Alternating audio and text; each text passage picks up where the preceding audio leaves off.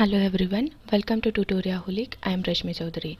Today we are going to see the selection or conditional branching statements one by one. So first statement, that is the conditional branching statement, or you can say the selection branching statement, is the simple if statement. जो simple if statement है उसको आज हम यहाँ पर पढ़ने जा रहे हैं। तो वन बाय वन इसके जो 4 स्टेटमेंट्स है वो हम देखने वाले हैं। तो सबसे पहले है आपका सिंपल इफ़, उसके बाद इफ़ एल्स है, उसके बाद इफ़ एल्स लैडर है, नेस्टेड इफ़ है।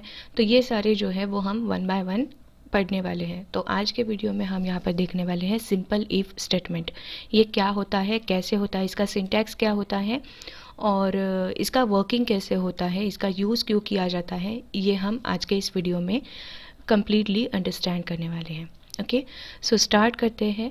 तो थोड़ा सा थ्योरेटिकल पार्ट है, क्योंकि इफ़ अगर आपको प्रॉपरली अच्छे से पता चल जाता है तो उसके बाद आप लोग if else, nested if, ladder if इसको प्रॉपरली इम्प्लीमेंट कर सकते हो। तो सबसे पहले इफ़ क्या है, वो क्यों यूज़ किया जाता है, ये आपको पता होना बहुत ज़्यादा ज़रूरी है। इसलिए थोड़ी सी उसकी जो इन्फॉर्मेशन है या फिर उसका वर्किंग कैसे होता है, ये मैंने आपको यहाँ पर वर्डिंग के थ्रू एक्सप्लेन करने की कोशिश की है। और बाद में मैं आपको वही सेम चीज़, मतलब उसका वर्किंग कैसे होने वाला है, उसका सिंटैक्स क्या है, वो फ्लो चार्ट के थ्रू आप लोगों को एक्सप्लेन करने वाली हूँ, और साथ में एग्जाम्पल के थ्रू भी मैं आप उसको एक्सप्लेन करने वाली हूँ आप लोगों को। ठीक है, सो उसका वर्डिंग के साथ उसका वर्किंग कैसे होता है वो देख लेते हैं सबसे पहले। तो इफ़ एल्स स्टेटमेंट जो है, सॉरी सिंपल इफ़ स्टेटमेंट जो है वो कैसे काम करता है। तो it allows the computer to evaluate the expression और कंडीशन फर्स्ट। ये क्या करता है, सबसे पहले जो कंडीशन वहाँ पर दी है या फिर जो एक्सप्रेशन वहाँ पर दिया हुआ है उसको इवेल्युएट करने को बोल देता है कंप्यूटर को। सो आपका जो मशीन है वो क्या करेगा, सबसे पहले चेक करेगा कि जो एक्सप्रेशन दिया है या फिर जो कंडीशन दी है उसको वो सबसे पहले इवेल्युएट कर लेगा, उसको पहले सबसे पहले चेक कर लेगा। ठीक है, after that depending on whether the value of the expression or condition is true or false, it transfer the control to a particular statement. अभी सबसे पहले वो बोलेगा मशीन को कि भाई तू पहले जो कंडीशन दी हुई है उसको इवेल्युएट कर दे, और जैसे कंडीशन इवेल्युएट हो जाती है उसके बाद आपको कंडीशन इवेल्युएट करने के बाद जो रिज़ल्ट आपको मिल रहा है, whether that result is true और फॉल्स, उसके ऊपर डिपेंड करेगा कि कौन सा स्टेटमेंट आप लोगों को वहाँ पर एग्जीक्यूट करना है और कौन से स्टेटमेंट की तरफ आपका कंट्रोल जो है वो जाने वाला है। ठीक है, सो इसलिए आपका जो कंडीशन है वो इवेल्युएट होना बहुत ज़्यादा ज़रूरी होता है। ठीक है, so this point of the program has 2 path to flow, one for the true and other is for the false condition. तो ये जो प्रोग्राम होता है, इफ़ की अगर हम बात करते हैं तो यहाँ पर 2 वे में फ़्लो जा सकता है। एक तो वो ट्रू कंडीशन अगर आ जाती है, ट्रू के साइड में आपका फ़्लो जाएगा और उस साइड में जो भी पार्ट आपको एग्जीक्यूट करना है वो एग्जीक्यूट किया जाएगा। लेकिन अगर आपकी जो कंडीशन है उसको इवेल्युएट करने के बाद आपको रिज़ल्ट फॉल्स मिल रहा है, तो फॉल्स के बाद जो पार्ट एग्जीक्यूट करना था उसकी तरफ आपका जो कंट्रोल है वो डायरेक्ट किया जाएगा, और वहाँ पर फॉल्स के बाद जो स्टेटमेंट या फिर जो ब्लॉक ऑफ कोड एग्जीक्यूट करना था वो एग्जीक्यूट किया जाएगा। ओके, सो वही बातें यहाँ पर तीसरे स्टेटमेंट में भी वही चीज़ें एक्सप्लेन की है कि अगर कंडीशन ट्रू हो जाती है, अगर जो कंडीशन आप लोगों ने एग्जीक्यूट की है वो अगर ट्रू हो जाती है, तो आपका जो कंट्रोल है वो कंट्रोल कहाँ पर जाने वाला है कि ट्रू ब्लॉक जो है उसके बाद, ट्रू कंडीशन होने के बाद जो ब्लॉक एग्जीक्यूट करने वाले हैं आप, उसको सपोज करो यहाँ पर हम लोगों ने कह दिया ट्रू ब्लॉक। तो कंडीशन ट्रू होने के बाद आपका कंट्रोल कहाँ पर जाएगा, तो ट्रू ब्लॉक को एग्जीक्यूट करने की तरफ आपका कंट्रोल जो है वो जाने वाला है। और इस वक्त क्या किया जाएगा, जो फॉल्स वाला जो कंट्रोल था या फिर फॉल्स वाला जो ब्लॉक था उसको वहाँ पर स्किप किया जाएगा। ठीक है, उसको स्किप कर दिया जाएगा। अभी सेम वैसे ही अगर कंडीशन जो है आपकी वो फॉल्स हो जाती है, तो फॉल्स अगर कंडीशन होती है तो वहाँ पर क्या किया जाएगा, फॉल्स वाला जो ब्लॉक है उसको एग्जीक्यूट किया जाएगा, और अगर फॉल्स कंडीशन है तो फॉल्स वाला ब्लॉक एग्जीक्यूट किया जाएगा, और उस समय क्या किया जाएगा, ट्रू वाला जो ब्लॉक है उसको स्किप कर दिया जाएगा, उसको इग्नोर किया जाएगा, उसको एग्जीक्यूट नहीं किया जाएगा। ठीक है, नेक्स्ट जो पॉइंट यहाँ पर इंपॉर्टेंट बताया है कि by default if statement will execute one statement below it. ठीक है। बाय डिफ़ॉल्ट अगर आप कहते हो तो वहाँ पर क्या होता है, अगर यहाँ पर मैंने इफ़ स्टेटमेंट लिखा और उसके बाद में मैंने कुछ नहीं लिखा, जो स्टेटमेंट मुझे लिखना है वो मैंने यहाँ पर लिख दिया, तो ऐसा अगर है कि वहाँ पर कोई करली ब्रैकेट्स वगैरह आप लोगों ने नहीं दिए हैं, तो बाय डिफ़ॉल्ट क्या कंसिडर किया जाता है कि इफ़ के बाद वाला जो स्टेटमेंट है उससे ही वहाँ पर एग्जीक्यूट किया जाएगा। ठीक है, मतलब इफ़ के लूप के अंदर यही एक स्टेटमेंट है, ऐसा वहाँ पर कंसिडर किया जाएगा। लेकिन अगर आपको कुछ ऐसा करना है कि इफ़ के बाद जो स्टेटमेंट एग्जीक्यूट होने चाहिए वो एक से ज़्यादा स्टेटमेंट्स वहाँ पर है, ठीक है, जैसे कि यहाँ पर ये इफ़ स्टेटमेंट है और इसके बाद मुझे ये 3 स्टेटमेंट्स जो है, अगर ये कंडीशन ट्रू हो जाती है तो मुझे ये 3 स्टेटमेंट्स जो है उसको एग्जीक्यूट करना है। तो ऐसे समय में क्या होने वाला है, यहाँ पर आप लोगों को जो करली ब्रैकेट्स होते हैं, ठीक है, जो करली ब्रैकेट्स हैं ऐसे उनका यूज़ करना होता है। मतलब कोड के पहले इफ़ कंडीशन के बाद में नीचे करली ब्रैकेट, ओपनिंग करली ब्रैकेट देना है, उसके अंदर आप लोगों को जो भी 3-4 स्टेटमेंट, जो भी ब्लॉक ऑफ कोड लिखना था वो लिखना है, और एंड में फिर से न्यू लाइन पे जाके वहाँ पर क्लोजिंग करली ब्रैकेट जो है वो दे देना है। ठीक है, सो ऐसा अगर आप करते हो तो वहाँ पर कंसीडर किया जाएगा कि इफ़ स्टेटमेंट एग्जीक्यूट होने के बाद अगर वो ट्रू होता है तो आपको ये जो ब्लॉक ऑफ कोड है इसको एग्जीक्यूट करना है, तो ये क्या हो जाएगा, आपका ट्रू ब्लॉक हो जाएगा ये।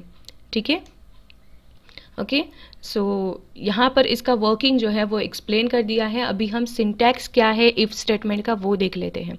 ठीक है, अभी सिंटैक्स क्या है, ये सिंटैक्स आप लोगों को हर बार ध्यान में रखना है। हर एक स्टेटमेंट का सिंटैक्स जो है इस यूनिट में हम जो स्टेटमेंट सीखने वाले हर एक स्टेटमेंट का सिंटैक्स जो है वो आप लोगों को ध्यान में रखना है। तो इफ़ का सिंटैक्स कैसे रहेगा, पहले तो आपको स्मॉल में सारे लेटर स्मॉल में इफ़ लिख लेना है। ठीक है, कभी भी इफ़ का आई जो है वो कैपिटल नहीं लिखना है। ठीक है, सो इफ़ लिख लिया, इफ़ क्या है, ये कीवर्ड है आपका। ठीक है, सो इफ़ लिख लिया, उसके बाद आपको क्या करना है, opening and closing round bracket के अंदर आप लोगों को जो भी कंडीशन लिखनी थी वो कंडीशन लिख लेनी है। ठीक है, और फिर आपको करली ब्रैकेट, ओपनिंग करली ब्रैकेट देना है, उसके अंदर जो भी स्टेटमेंट्स आप लोगों को कंडीशन ट्रू होने के बाद एग्जीक्यूट करने थे वो स्टेटमेंट वहाँ पर लिख देने हैं, और जैसे ही वो स्टेटमेंट ख़त्म हो जाते हैं तो फिर नेक्स्ट लाइन पे जाके क्लोजिंग करली ब्रैकेट आप लोगों को दे देना है, और नेक्स्ट आप लोगों को जो भी पूरा प्रोग्राम जो भी करना है वो आप आगे एग्जीक्यूट कर सकते हो, लिख सकते हो आगे। ठीक है, so this is the syntax of if statement. ठीक है, क्या है सिंटैक्स, इफ, फिर ओपनिंग राउंड ब्रैकेट, उसके अंदर कंडीशन लिख लो, फिर वो जो राउंड ब्रैकेट था उसको क्लोज कर लो, फिर करली ब्रैकेट के अंदर जो कोड आप लोगों को लिखना था कंडीशन ट्रू होने के बाद जो एग्जीक्यूट होना चाहिए वो कोड वहाँ पर लिख दो, और ब्रैकेट जो है वो कंप्लीट कर दो। ठीक है, तो ये हो जाता है आपका सिंपल इफ का स्टेटमेंट का सिंटैक्स। इसका वर्किंग कैसे होने वाला है, तो यहाँ पर हमारा ये जो है फ्लो चार्ट जो है उससे देख लेते हैं। तो सबसे पहले फ्लो जो है आपका प्रोग्राम का वो ऐसे आने वाला है, जहाँ पर आपकी इफ़ कंडीशन जो है वो चेक की जाएगी। फ्लो चार्ट में हम लोगों ने देखा है, जिन्होंने फ्लो चार्ट को मिस कर दिया है या फिर कैसे ड्रॉ करते हैं ये पता नहीं है, तो हमारे चैनल की जो पीपीएस की प्लेलिस्ट है उसके अंदर फ्लो चार्ट कैसे ड्रॉ करना है इसका एक स्पेशल वीडियो बना दिया है, तो वो वीडियो जाके आप देख सकते हो। तो वहाँ पर आपको पता चल जाएगा ये जो सिंबल है इसको कहा जाता है डिसीजन डायमंड। जहाँ पर भी डिसीजन लेने की ज़रूरत पड़ती है वहाँ पर आप डिसीजन डायमंड को यूज़ कर सकते हो। सो इसके अंदर हम यहाँ पर इफ़ की जो कंडीशन है वो चेक करने वाले हैं। तो इफ़ की जो कंडीशन है वो चेक कर लेंगे। अभी वहाँ पर आप लोगों को 2 रूट्स आप लोगों को मिलने वाले हैं। ठीक है, एक तो जाएगा अगर कंडीशन ट्रू हो गई तो, और दूसरा जाएगा अगर ये कंडीशन आपको फॉल्स रिजल्ट दे रही है तो।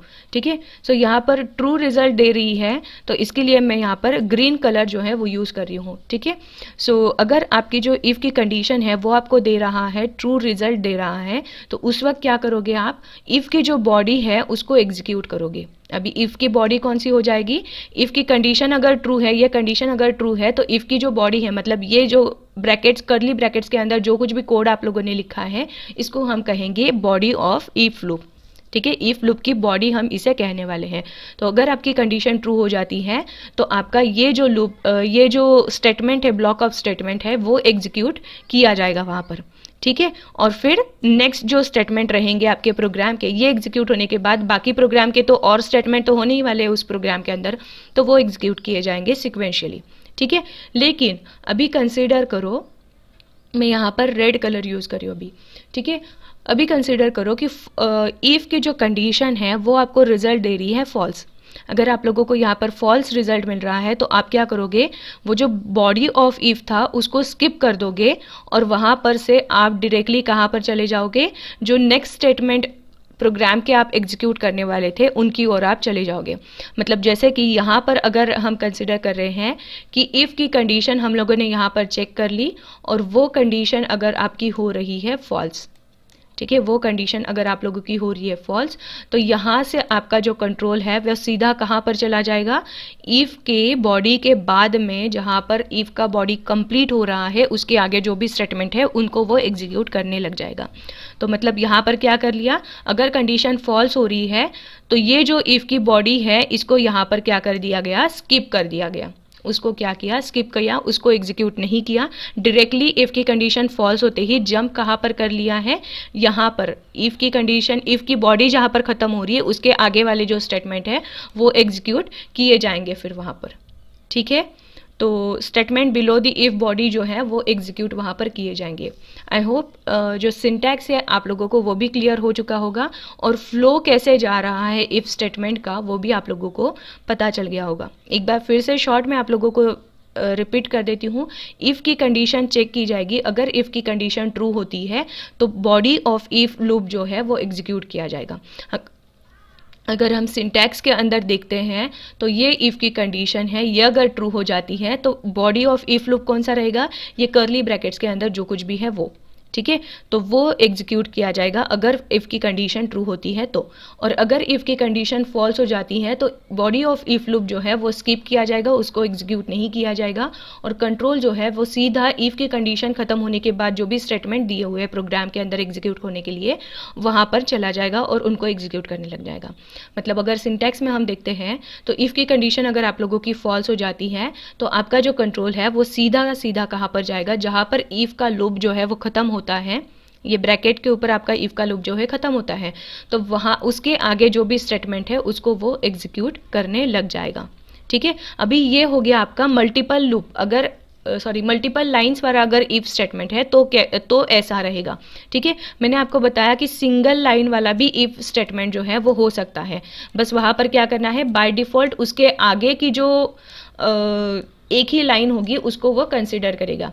सो सिंगल लाइन वाला कैसे रहेगा, तो इफ़ लिखना है, उसके बाद में आपका राउंड ब्रैकेट्स के अंदर आपकी जो भी कंडीशन है वैसे लिखनी, मतलब ये फर्स्ट लाइन सेम रहने वाली है, बस वहाँ पर क्या है कि मुझे सिर्फ एक ही लाइन जो है वो इफ़ की कंडीशन ट्रू होने के बाद सिर्फ एक ही लाइन एग्जीक्यूट करनी है। तो एक लाइन एग्जीक्यूट करने के लिए आप लोगों को ये कर्ली ब्रैकेट्स जो है वो देने की ज़रूरत नहीं है। अगर एक से ज़्यादा लाइन्स वहाँ पर एग्जीक्यूट करनी है तभी आप लोगों को यहाँ पर कर्ली ब्रैकेट्स जो है वो देने पड़ने वाले हैं। और अगर सिंगल लाइन एग्जीक्यूट करनी है तो बस आपको क्या करना है, इसके नीचे वो लाइन लिख दो, तो वो क्या कंसिडर करेगा कि ये सिंगल लाइन जो है वही आप लोगों को इफ़ की कंडीशन ट्रू होने के बाद एग्जीक्यूट करनी है, ठीक है। सो जब भी इफ़ की ये सिंगल लाइन वाला इफ़ की अगर कंडीशन, ये कंडीशन अगर ट्रू हो जाती है तो आपकी ये जो सिंगल वाली लाइन है नीचे वाली ये एग्जीक्यूट की जाएगी, और अगर ये कंडीशन फॉल्स हो जाती है तो इस लाइन के बाद जो भी आपका स्टेटमेंट रहेगा वहाँ से नीचे आपकी जो प्रोग्राम की इंस्ट्रक्शन है उसको एग्जीक्यूट करना स्टार्ट किया जाएगा। मतलब अगर कंडीशन फॉल्स हो जाती है, यहाँ पर अगर कंडीशन फॉल्स हो जाती है तो क्या किया जाएगा, ये जो सिंगल लाइन है ना इफ़ के स्टेटमेंट के बाद की, उसको स्किप किया जाएगा, उसका एग्जीक्यूशन वहाँ पर किया नहीं जाएगा, ठीक है।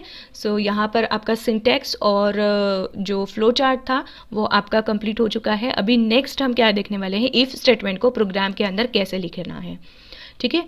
सो इफ़ स्टेटमेंट को प्रोग्राम के अंदर कैसे लिखना है, तो सिंपल इफ़ का ये मैंने प्रोग्राम जो है एग्जांपल के तौर पे आपको दिया है। यहाँ पर मैंने लिखा है write a program to check whether the number is less than 20 और नॉट।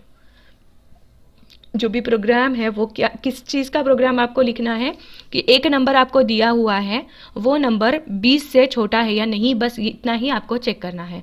और अगर वो छोटा है 20 से तो वहाँ पर लिख देना है कि that number is less than 20, and otherwise आपको क्या करना है, बस वो नंबर कितना है, क्या है वो नंबर, वो लिख देना है, ठीक है। सो ऐसा अगर आप लोगों को प्रोग्राम लिखना है तो क्या करना है, तो सबसे पहले तो मैंने आपको बताया है हेडर फाइल्स जो है वो आप लोगों को वहाँ पर इंक्लूड करनी होती है। ठीक है, stdio.h ये हेडर फाइल जो है वो मैंने यहाँ पर इंक्लूड कर दी। अभी stdio.h, हर बार stdio.h ही क्यों हम इंक्लूड करते हैं, क्योंकि इसके अंदर स्टैंडर्ड इनपुट आउटपुट फंक्शंस जो है वो इंक्लूड किए हुए हैं। stdio फुल फॉर्म क्या है इसका, स्टैंडर्ड इनपुट आउटपुट फंक्शंस।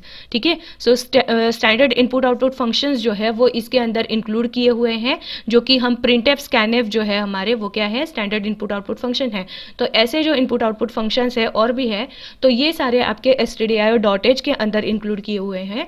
तो इसलिए जब भी हम लोग हमारे स्टेटमेंट में प्रिंटफ स्कैनफ यूज़ करने वाले हैं तो हमें क्या करना है, stdio.h ये फाइल को पहले हमारे प्रोग्राम के अंदर इंक्लूड कर लेना है। ठीक है, यहाँ पर ये प्रोग्राम लिखते हुए गलती ये हुई है कि प्रिंटफ का जो p है वो बड़ा हो गया है, कैपिटल हो गया है। तो ये बात ध्यान में रखना कि प्रिंटफ का जो p है वो हमेशा स्मॉल ही रहने वाला है।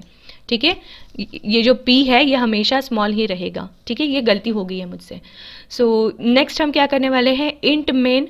ठीक है, मेन फंक्शन लिख दिया, फिर curly brackets, opening curly bracket दे दिया। अभी हमने क्या किया है, इंटीजर टाइप का a नाम का वेरिएबल जो है वो क्रिएट कर लिया है और उसको 10 ये जो वैल्यू है ये असाइन कर दी। इंटीजर टाइप का a नाम का वेरिएबल क्रिएट किया और उसको 10 ये वैल्यू जो है वो इनिशियलाइज कर दी है। मतलब फिलहाल क्या है, a जो वेरिएबल है उसके अंदर कौन सी वैल्यू स्टोर है, 10 ये जो वैल्यू है ये स्टोर की गई है a के अंदर। ठीक है, सो a वेरिएबल के अंदर 10 ये वैल्यू जो है वो स्टोर की है। अभी नेक्स्ट स्टेटमेंट हमने क्या दिया है, इफ की कंडीशन। हमें क्या चेक करना था कि वो जो नंबर है, अभी जो नंबर सपोज करो हम लोगों ने यहाँ पर 10 लिया है और वो a के अंदर स्टोर किया है, तो वो जो नंबर है वो 20 से छोटा है क्या, इतना ही हमें चेक करना है। अगर वो छोटा है तो लिख दो कि ये नंबर जो है वो 20 से छोटा है। ठीक है, सो वही हमें चेक करना है। तो हम क्या करेंगे, इफ की कंडीशन, इफ लिख लिया, ब्रैकेट में a इज लेस दैन 20। ठीक है, a less than 20, bracket complete. तो यहाँ पर क्या चेक किया जाने वाला है, a के अंदर जो वैल्यू है वो 20 से छोटी है क्या, वो 20 से छोटी है क्या, वही यहाँ पर चेक किया जाने वाला है। अगर वो छोटी है तो क्या करना है, यहाँ पर मैंने एग्जाम्पल के तौर पे आपको मल्टीपल स्टेटमेंट के लिए जो ब्रैकेट्स हम यूज़ करते हैं उसी के अंदर मैंने लिख के दिया है printf a is less than 20। ये मैसेज क्या करेंगे, हम लिख देंगे। ठीक है, प्रिंटफ के अंदर लिख देंगे a इज़ लेस दैन 20। और अगर वो छोटा नहीं है, अगर ये कंडीशन फॉल्स हो जाती है तो आपको क्या करना है, सिर्फ प्रिंटफ के अंदर लिख दो value of a is %d। Value of a क्या है, तो वो है 10। जब %d के जगह पर क्या आ जाएगा, 10 आ जाएगा, क्योंकि %d ही क्यों यूज़ किया है हम लोगों ने यहाँ पर, क्योंकि a जो है, a ये जो वेरिएबल है ये किस टाइप का वेरिएबल है, उसका डेटा टाइप क्या है, इंटीजर है। और इंटीजर का फॉर्मेट स्पेसिफायर क्या होता है, इंटीजर की अगर हम बात करते हैं तो इंटीजर का फॉर्मेट स्पेसिफायर होता है %d। ठीक है, फ्लोट की अगर हम बात करते हैं, अगर सपोज करो कि a को मैंने अगर फ्लोट नाम का फ्लोट टाइप का वेरिएबल बनाया होता, फ्लोट डेटा टाइप होता a का, तो वहाँ पर जो स्पेसिफायर है यहाँ पर वो कौन सा यूज़ किया होता, %d की जगह पर वहाँ पर मैंने यूज़ किया होता %f।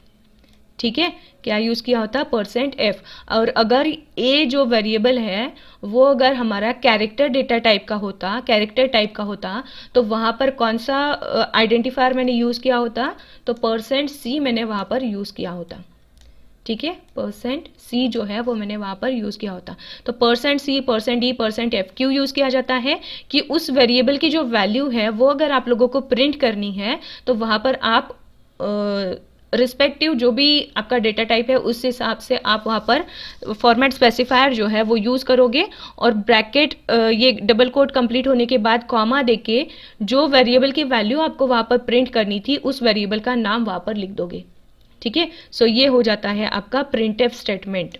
ठीक है, एक मैं स्पेशल वीडियो बनाऊंगी, उसके अंदर मैं आपको बता दूंगी कि प्रिंटफ स्टेटमेंट का सिंटैक्स क्या है और उसको अलग अलग तरीके से कैसे यूज़ करते हैं, और स्कैनफ स्टेटमेंट का सिंटैक्स क्या है और उसको कैसे यूज़ करते हैं। ठीक है, मैं PPSL मतलब प्रैक्टिकल की भी एक प्लेलिस्ट जो है वो बना दूंगी, और उसके अंदर ये जो सारे प्रैक्टिकल वाइज जो भी डाउट्स आपको आने वाले हैं वो मैं वहाँ पर क्लियर कर दूंगी। और अगर आपको फिर भी कुछ डाउट्स होते हैं तो आप कमेंट सेक्शन में कमेंट कर सकते हो, वहाँ पर मुझे बता दो कि मैम हमें इस चीज़ में डाउट है तो इसका एक वीडियो बना दो, तो मैं उस चीज़ का वीडियो जो है वो आपके लिए बना दूंगी, ठीक है। सो प्रिंटफ स्टेटमेंट से हम लोगों ने क्या कर दिया, यहाँ पर ए की जो वैल्यू है वो प्रिंट करके रख दी वहाँ पर, ठीक है। सो अगर हमने यहाँ पर 10 लिखा है, अभी इसको हम एग्जीक्यूट कैसे किया जाएगा, इसका एग्जीक्यूशन कैसे होगा वो देखते हैं, ठीक है। ए की जो वैल्यू है वो क्या है, 10 है, ठीक है। अभी हमने नेक्स्ट स्टेटमेंट क्या दिया, इफ़ की कंडीशन दे दी, वहाँ पर चेक किया ए इज़ लेस देन 20, ए जो है वो 20 से छोटा है क्या, ए के अंदर फिलहाल कितनी वैल्यू है, 10, तो 10 20 से छोटा है क्या, कंडीशन क्या हो जाती है, ट्रू हो जाती है। तो कंडीशन ट्रू होने के बाद मैंने क्या बताया आपको, इसके बाद वाला जो स्टेटमेंट है वो एग्जीक्यूट होगा, इफ़ के बाद वाला स्टेटमेंट। तो वहाँ पर कर्ली ब्रैकेट्स के अंदर स्टेटमेंट कौन सा है, ए इज़ लेस देन 20, ये प्रिंट करना है, ठीक है। सो आउटपुट स्क्रीन पे आपको ये स्टेटमेंट जो है वो प्रिंट होके मिल जाएगा, ए इज़ लेस देन 20, ठीक है। और उसके बाद यहाँ पर कंट्रोल जो है, ये जो स्टेटमेंट है ये कंप्लीट हो जाता है, इफ़ का लूप जो है वो कंप्लीट हो जाता है। उसके बाद नेक्स्ट जो स्टेटमेंट रहेंगे आपके वो सारे यहाँ पर एग्जीक्यूट किए जाएंगे। जैसे कि अभी नेक्स्ट स्टेटमेंट क्या है आपका, value of A is %d, मतलब ए की जो वैल्यू है ये आपको प्रिंट करनी है। तो यहाँ पर %d की जगह पर ए की जो भी वैल्यू रहेगी वो वहाँ पर प्रिंट होकर आपको आउटपुट स्क्रीन पर मिल जाएगी, जैसे कि यहाँ पर मिली है, क्या मिला है, वैल्यू ऑफ ए इज़, और %d की जगह पर ए की जो वैल्यू थी जो कि थी 10, तो वो आपको वहाँ पर प्रिंट होके मिल गई है, ठीक है। सो इस तरह से आपका सिंपल इफ़ का जो प्रोग्राम है वो रन होता है, ठीक है। सो यहाँ पर आपका सिंपल इफ़ का सिंटैक्स कैसे होता है वो मैंने आपको एक्सप्लेन कर दिया, उसका वर्किंग कैसे होता है वो मैंने वर्डिंग में भी आपको बता दिया है, प्लस फ्लो चार्ट से भी मैंने आप लोगों को एक्सप्लेन कर दिया है, और सिंपल इफ़ का एक एग्जाम्पल प्रोग्राम के थ्रू मैंने आप लोगों को एक्सप्लेन कर दिया है। So that's it for today's video. अगर वीडियो अच्छा लगता है तो हिट द लाइक बटन और चैनल को सब्सक्राइब करो। जो नए लोग हैं, बहुत सारे लोग ऐसे हैं कि वो सिर्फ वीडियोस देख रहे हैं लेकिन चैनल को सब्सक्राइब नहीं किए हैं, तो प्लीज़ चैनल को भी सब्सक्राइब कर दो ताकि जैसे ही नया वीडियो आता है तो आपको नोटिफिकेशन मिल जाएगा। Okay, so that's it for today's video. Thank you.